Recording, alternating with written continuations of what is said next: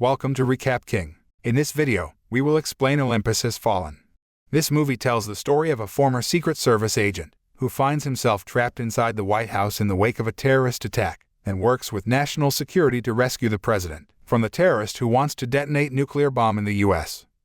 Can he save the president, defeat the terrorists, and save the U.S. from the threat of a nuclear bomb? Let's find out in Olympus Has Fallen. Olympus Has Fallen begins by showing a place called Camp David, which is the resting place of the President of the United States, Benjamin Asher. The president, who has just finished boxing training with his bodyguard, a former U.S. Army Ranger named Mike Banning, prepares to attend a Christmas banquet and fundraising event with his wife, Margaret, and their son, Connor. Despite his status as a Secret Service agent, Banning maintains a personal and friendly relationship with President Benjamin Asher and his family. Banning then asked one of his men named Dave Forbes to guard Camp David, while the others would guard the president and his family. On a snowy night ride from Camp David to a campaign fundraiser, suddenly, the presidential limo transporting the first family slips and spins out of control on an ice bridge. Banning managed to pull President Asher out of the car, but he failed to save the First Lady, so Margaret fell to her death along with the car, which plunged into a ravine. Mike feels very guilty about the accident that killed the First Lady and considers himself unable to protect the president and his family. 18 months after the incident, Banning is now working in the Treasury, and having been removed from the presidential detail. Banning, who was at home with his wife, Leah, didn't seem to be listening intently when Leah told him something. Because his wife looked annoyed and gloomy, Banning tried to persuade her and promised to take her on vacation as they had previously planned. After that, Banning met with Lynn Jacobs, a woman who was the director of the U.S. Secret Service, who was none other than Banning's former boss. While Banning and Lynn are having a conversation, they are accosted by a group of Secret Service agents, led by a man named Roma. They seemed very friendly and respectful towards Banning, even though the man was no longer a Secret Service agent. After Roma and the others left, Banning expressed deep regret over the incident that killed the First Lady. Nevertheless, Banning hoped that one day, he could return to being the president's personal bodyguard and protect the man until the end of his term. Meanwhile elsewhere, President Asher was seen chatting with Connor in hise room, getting ready to attend a meeting with other state officials at the White House. At the meeting, White House spokesman, Alan Trumbull, said that South Korean Prime Minister, Lee Tae-wol, wanted to issue a statement with the President of the United States to condemn North Korea's military action to get them to withdraw from the border and stop missile tests. Defense Secretary Ruth McMillan said, if the President agreed to the South Korean Prime Minister's request, it would also indicate that the United States was bullying North Korea. President Asher then asked his deputy, Charlie Rodriguez, who turned out to agree with the Minister of Defense.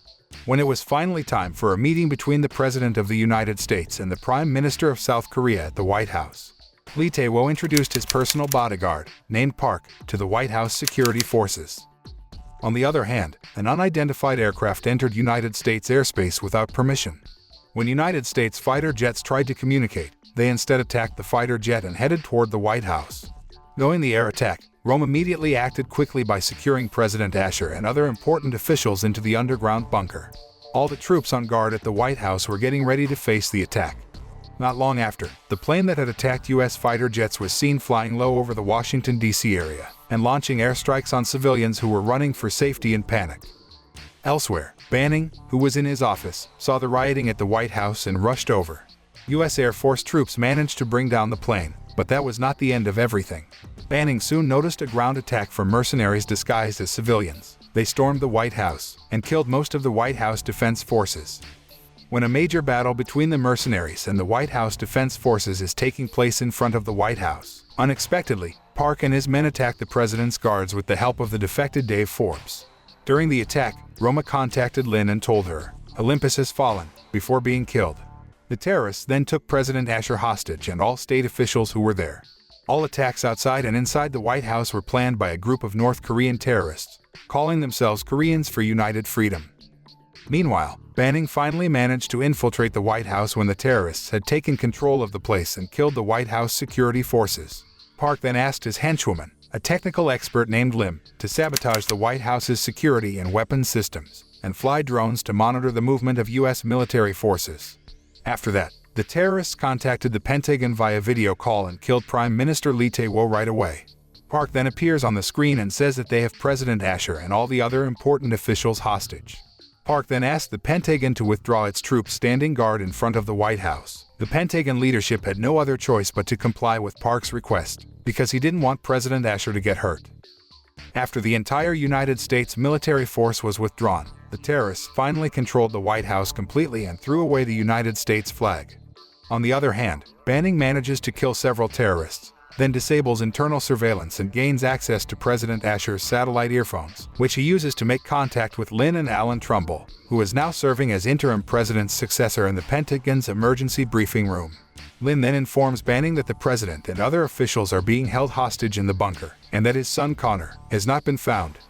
The Pentagon was again contacted by Park, who uses President Asher's hostage status to force Trumbull to withdraw the 7th Fleet and U.S. forces from the Korean Peninsula, thus removing American opposition to a Third Korean War. If Trumbull does not comply, then Park threatens to kill the officials one by one.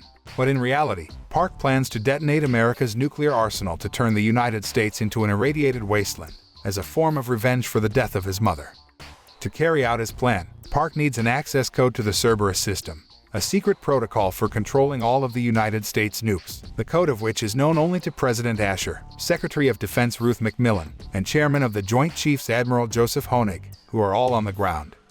In bunkers, President Asher orders McMillan and Honig to reveal their code to save their lives, so they too are forced to obey the president's orders.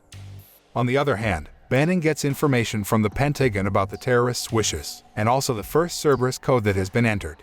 Trumbull then orders Banning to save Connor and get the boy out of the White House before the terrorists find him, because they will definitely use Connor to force President Asher to reveal his Cerberus code.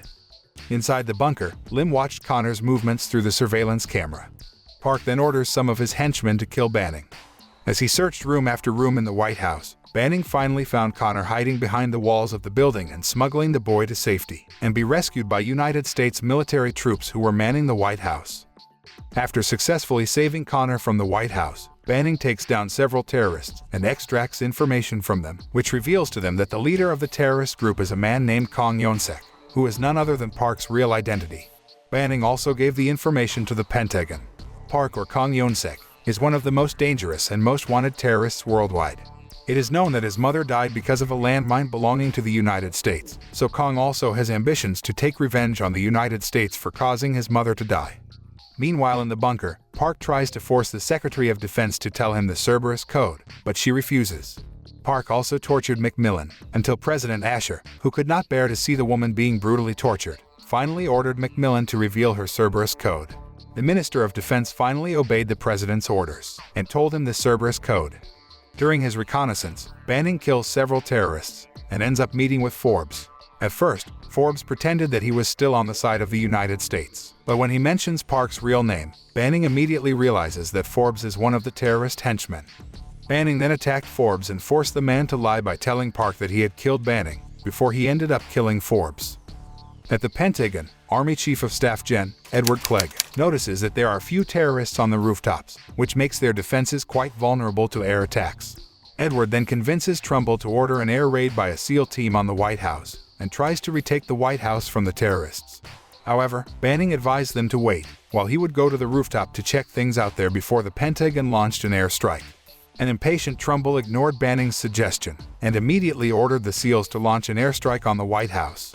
However, unbeknownst to the Pentagon, Park and his henchmen have learned of their plan via the drones they had flown earlier. Once the SEALs arrived at the White House and prepared to attack, Park activated the highly advanced Hydra 6 anti-aircraft system, bringing down the entire SEAL team's helicopters in no time. Trumbull immediately aborts the mission, while Banning manages to detonate the Hydra 6, but in the process, the man must be knocked down from a height to avoid the helicopter losing control, and about to crash into the roof of the White House. Because of the Pentagon attack, Park then retaliated by executing Vice President Charlie Rodriguez, and threatened to kill President Asher immediately if Trumbull did not comply. After that, Park asked for a helicopter with full fuel as a means to escape from there. Trumbull then calls Banning and asks him to immediately save President Asher, as they only have 30 minutes before Park gets everything he wants. Banning then called Park and threatened to kill him. Knowing that Banning is still alive, Park tries to execute McMillan outside the White House, right in front of all the media that is covering it. But Banning immediately acted and attacked Park and his henchmen, forcing them back into the bunker, until McMillan was finally rescued by the United States soldiers. Because time was running out, Trumbull immediately ordered to withdraw the 7th Fleet and all United States troops from military-free zones around the world, and to bring helicopters to the White House grounds, according to Park's wishes. With his henchmen dwindling, Park tries to fake his and President Asher's deaths by sacrificing some of his henchmen, as well as the remaining hostages. They were dressed in similar clothes and masks to outwit the American soldiers outside, and when everyone was on board, the helicopter suddenly exploded and killed everyone on board.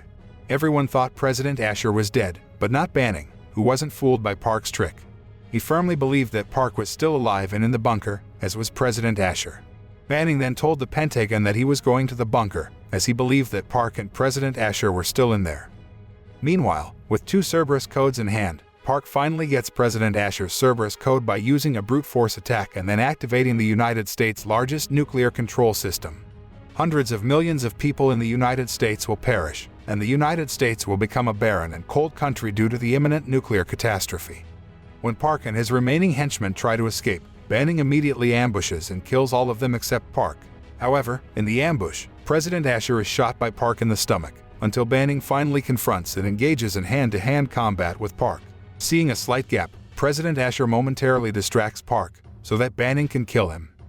After successfully killing Park and all his terrorist minions, Banning immediately approached the president, and tried to stop the bleeding in his stomach in order to save the president's life. President Asher then told Banning about Cerberus and asked him to deactivate it immediately.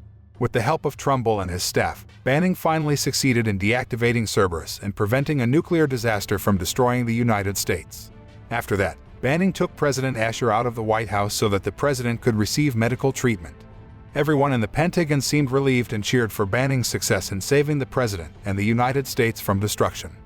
President Asher is finally reunited with his son, Connor, outside the White House. Meanwhile, Banning was waiting for his wife, Leah, who seemed so worried about his safety, who was fighting against the terrorists alone. The film ends by showing President Asher making a speech about the attack and declaring that the United States will soon recover and come back stronger. After that, Mike Banning was reinstated as the head of the president's security detail, and President Asher proudly shook Banning's hand for saving his life and the United States from destruction. Through this film, we are shown the struggle and high dedication of a Secret Service agent to save the life of the president and his country from destruction.